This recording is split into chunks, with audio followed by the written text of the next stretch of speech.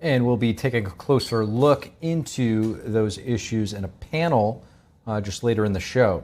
Right now, when to use tear gas on ICE protesters. It's a debate playing out in a court in Illinois. A senior Border Patrol chief testifying after being accused of violating an order limiting the use of riot control tactics like tear gas. A judge now ordering the border chief to report to her daily. NTD correspondent Jason Blair joins us live from Portland, Oregon, another hotspot for protests and violence by the likes of Antifa. So, Jason, Portland is currently awaiting a decision on whether the National Guard will be deployed there. But first, what do you have on Border Patrol Chief Greg Bavino? Hey, Steve. Yeah, so Commander Bavino has very much been in the spotlight of the immigration enforcement efforts in Chicago. Recently, he has been accused of improperly using tear gas on protesters in the city. He was there. This is while a temporary restraining order is in place that limits the use of tear gas by agents on protesters unless there is an imminent threat. So a video clip appears to show Bavino lobbing a canister at a crowd of protesters in Chicago. Now, Homeland Security officials argue that the protesters had ignored repeated warnings to disperse and started getting violent and throwing rocks and shooting fireworks at the law enforcement agents, and that Bavino himself was actually hit in the head before any tear gas was used on the crowd.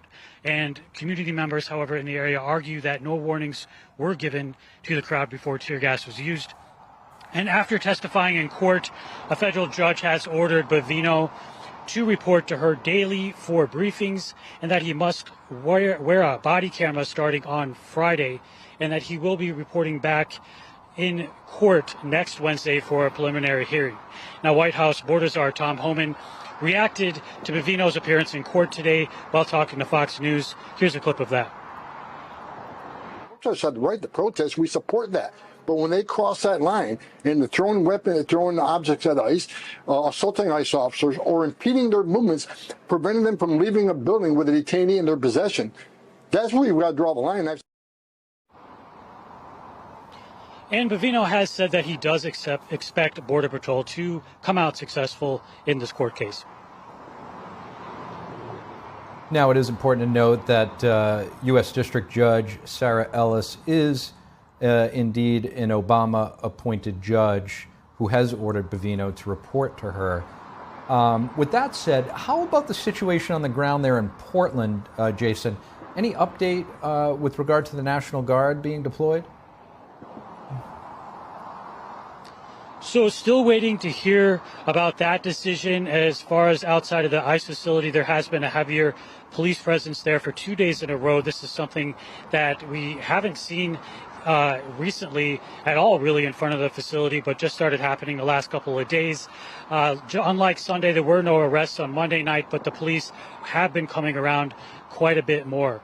Now, as far as the National Guard, we should be seeing a decision from the court really any moment now. They do have till the end of the day. The judge originally said that she was going to make a decision on Monday, but it has played out until today. So I'm really expecting to hear about that decision any moment now. Back to you.